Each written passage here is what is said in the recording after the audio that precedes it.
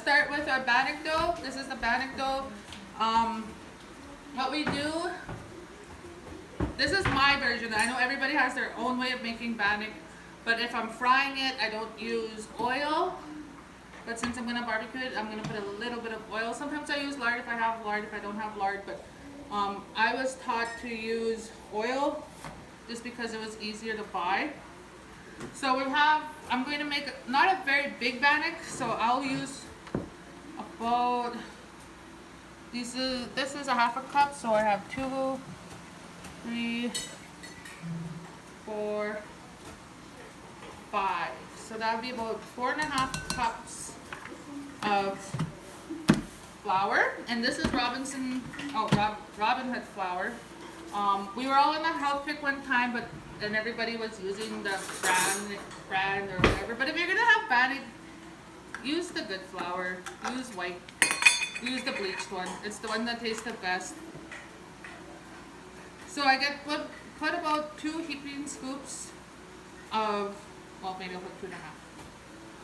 There we go. 2.5 heaping scoops of bacon powder. As niches know, this is the best bacon powder to bake your Bannock with. If it ain't blue ribbon, it ain't shit. So, 4.5 cups of Robin Hood flour and blue ribbon flour. I put a little bit of sugar in my Bannock. So I put maybe a pinch and a half of sugar. Put that in there. And I put a little bit of salt also. So equal amount of sugar and equal amount of salt. I mix my dry ingredients first. Mix the dry ingredients. Mix that all up really good. And I will start with, it's a hot day, and I don't know if this is a myth or not, but people say don't make Bannock on a hot day, your Bannock won't rise, or the baking powder, the humidity, because we live by the lake, so we have a lot of humidity, and sometimes it does flatten your Bannock and make it hard. And a cold day, your Bannock will taste really good.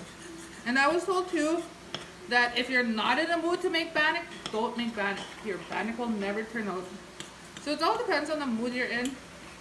So after all my ingredients is mixed, you want to take I put a whale in my Bannock, in my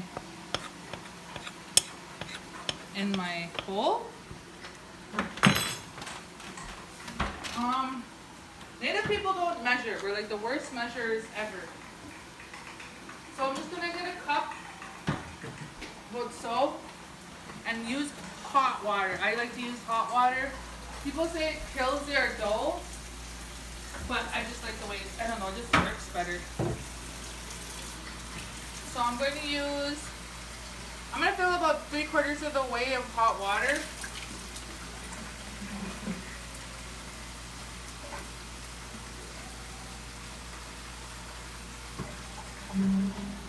Maybe that's a little bit more. Then I'll put some oil. Don't put too much oil in your Bannock. Too much oil makes it hard. I think I'm gonna need a little bit more water. And I mix it a little bit with the oil. Then I pour the oil into the whale. Maddie, can you go break up that meat there for me? I have my niece here today, so she's gonna help me. Just break it up, my girl could brown it. And then I start working the flour into the liquid into the flour, I guess.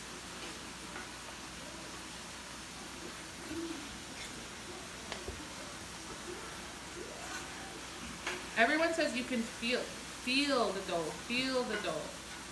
And the important thing is with Bannock, you cannot play with it too much. I'm gonna use my hands, but since you guys are all on video, I'm gonna wash my hands first. I washed them already, but I'll wash them again. All right. So actually, since you worked it all into this side, take your, it's not gonna work. Take your hand, cup it. This is how I do it. I cup it and I start folding.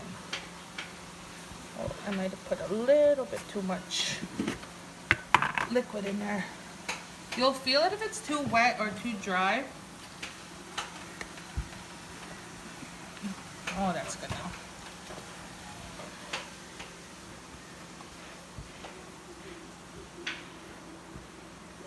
There we go. I'm going to put a little bit of flour on the counter. And yes, so the important thing is not to work your bannock so hard. That is perfect. Actually, I'm just gonna leave it now. You can see how soft it is. And when you know how to make bannock, you're ready to get married. Just kidding, that's what the aunties used to say. That is perfect dough, perfect to roll. There we go. I'm not gonna play with it too much because we're gonna be putting them into bannock pops anyways. You're gonna have to work with it and it's not gonna stay that shape. So that's how your dough looks. Leave it like that. And